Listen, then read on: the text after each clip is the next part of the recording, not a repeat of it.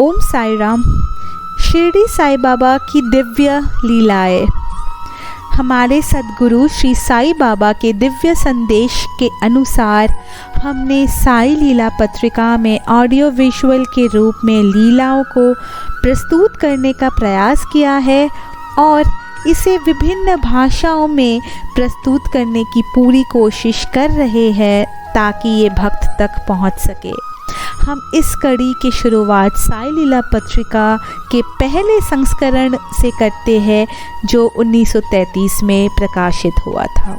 साई लीला पत्रिका के बारे में।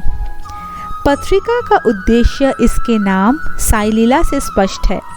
शिरडी के साई महाराज के असंख्य भक्त हैं और चारों ओर फैले हुए हैं। साई बाबा ने उन्हें अलग अलग समय पर अलग अलग अनुभव दिए हैं। अपनी महासमाधि के बाद भी वे अपने दिव्य अनुभव देते रहते हैं। जिन लोगों ने साई बाबा को जीवित रहते हुए नहीं देखा है वे भी उनके अनुभव प्राप्त कर सकते हैं। सभी अनुभवों को एकत्र करना और एक पुस्तक में छापना वास्तव में अधिक कठिन है, लेकिन इस पत्रिका ने अधिकतम संभव अनुभवों को सामने लाने के उद्देश्य से शुरू किया है। साई बाबा का एक भी शब्द या कदम अनावश्यक नहीं था, इसीलिए हमें यकीन है कि प्रत्येक अनुभव से न केवल उनके भक्तों को बल्कि सामान्य रूप में सभी लोगों को लाभ होगा। यदि साई ने किसी व्यक्ति से गुप्त रूप में कुछ कहा है तो उसका उल्लेख यहाँ नहीं किया जाएगा, लेकिन उन्होंने सार्वजनिक रूप से जो कुछ भी कहा जो एक खुली अदालत थी वह निश्चित रूप से सभी के हित के लिए होगा। इसीलिए यदि किसी का साई के साथ कोई अनुभव है तो वे हमारे साथ साझा ज़रूर कर सकते हैं। साई बाबा के कई भक्त हैं, लेकिन हमारे पास 900 भक्तों की सूची है और भी कई भक्त हो सकते हैं जिनका नाम सूची में जुड़ जाएगा जैसे ही हमें उनके बारे में पता चलेगा। ये सेवा देवी सरस्वती और साई बाबा के आशीर्वाद से हो रही है और इस सेवा का उद्देश्य है कि भक्तों को हमेशा साई बाबा का स्मरण करते रहना चाहिए।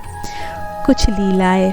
सावित्रीबाई तेंदुलकर और उनके पति रघुनाथ तेंदुलकर ने भजन माला में अपने कुछ अनुभव लिखे हैं।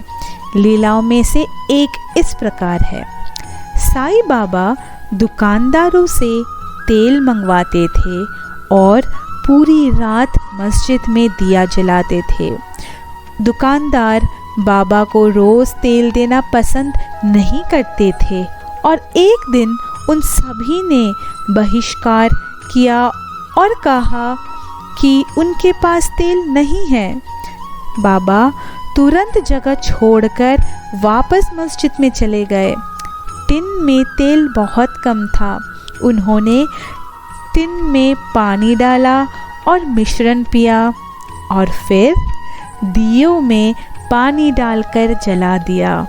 वे दिए पूरी रात जलते रहे। ईश्वरीय संदेश।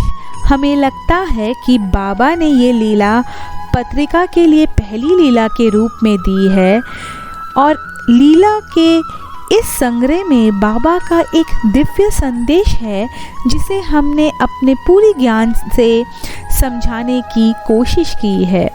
ये लीलाओं का पढ़ना, सुनना, समझना और उनका गुणगान गाना भक्तों के जीवन में प्रकाश लाएगा और उनके जीवन से अंधेरा दूर करेगा। वे भक्त बाबा के और करीब आ जाएगा। दिव्य गुरु जल से दिया जला सकते हैं, अर्थात गुरु एक सामान्य व्यक्ति को परिवर्तित करने की पूरी क्षमता रखते हैं जो एक पानी की तरह है जिनमें कई तत्व है, लेकिन वे सामान्य व्यक्ति आग और प्रकाश फैलाने की क्षमता नहीं रखते हैं एक ज्ञानी व्यक्ति में जो खुद आत्मज्ञान का एहसास करा सकता है और अंधेरा दूर कर सकता है।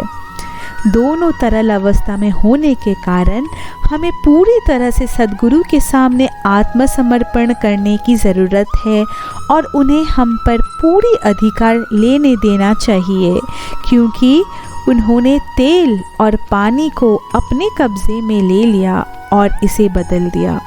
एक पदार्थ जो आग का समर्थन कर सकता है और प्रकाश फैलाता है और अंधकार को दूर करता है।